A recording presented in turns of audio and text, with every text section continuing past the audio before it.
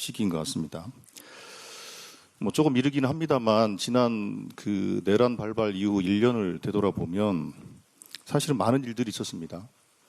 12월 3일 그 비상계엄 불법적인 계엄이 있었고, 그 뒤에 윤석열 대통령에 대한 탄핵이 진행이 되고 12월 14일 날 탄핵안이 국회에서 가결돼서 헌법재판소에 넘어가고, 그리고 나서 윤석열 내란 수계에 대한 체포영장 집행을 위해서 그 한남동으로 그 체포영장 집행을 위해서 수사관들이 갔던 상황들도 다 기억을 하실 겁니다. 그게 불과 얼마 안 된 일입니다.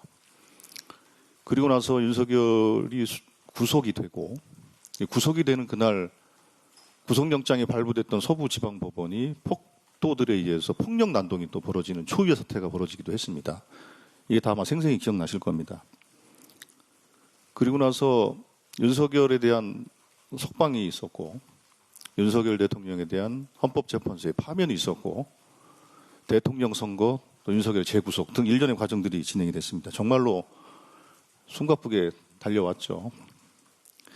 그래서 지난 1년을 되돌아보면 실제로 이 내란을 정리했던 기간이라고 저희들은 감히 단언할 수 있을 것 같고, 또 헌법재판소의 파면 결정과 대통령 선거를 통해서 윤석열과 국민의힘이 내란과 무능으로 대한민국을 무너뜨렸는데, 그 무너진 대한민국을 다시 일으켜 세운 세월이었다. 특히 지난 6개월은 특히 그렇다. 그래서 한편으로는 윤석열 12.3 내란에 대한 철저한 조사와 책임자 처벌을 한 축으로 했고, 또 한 축으로는 무능과 사익 축으로 무너진 대한민국을 회복과 성장으로 대전환시켰던 또 그런 축을 또 가지고 있다, 이렇게 말씀을 드릴 수 있을 것 같습니다. 그런데 내란과 무능으로 대한민국을 위기로 빠뜨린 국민의힘은 진정어린 사과는커녕 계엄이 민주당 탓이다 이러면서 아직도 내란을 옹호하고 있고, 장외 집회 등 아스팔트 선동을 일삼으면서 국정에 심각한 장애물이 되는 것은 물론 대선에 대한 불복까지 노고를 하고 있는 상황이다. 이런 점에서 보면 국민의힘은 내란 동조 세력으로 위헌정당이라는 헌법적 해산뿐만 아니라 국민의 심판으로 정치적 해산까지 겪게 될 것이라고 생각합니다.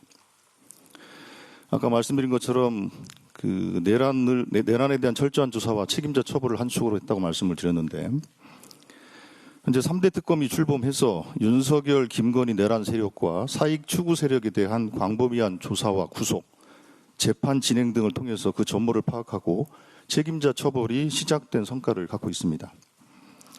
하지만 3대 특검의 큰 노고에도 수사 대상의 광범위함에 비해서 제한된 시간과 사법부 일부에 이해할 수 없는 영장 기각과 재판 진행으로 또 국민들의 걱정과 분노를 완벽하게 해소하지는 또 못한 상황이다, 이렇게 저희들은 생각하고 있습니다.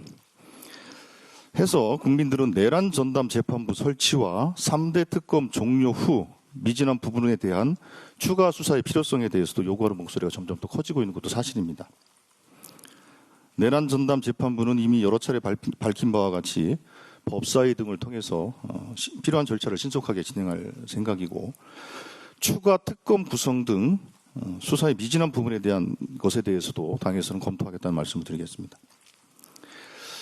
또 한편 제가 다른 한 축으로 말씀드렸던 것처럼 이재명 대통령 민주당 정부는 지난 6개월 동안 회복과 성장을 통해서 대한민국 대전환을 만들어가고 있습니다.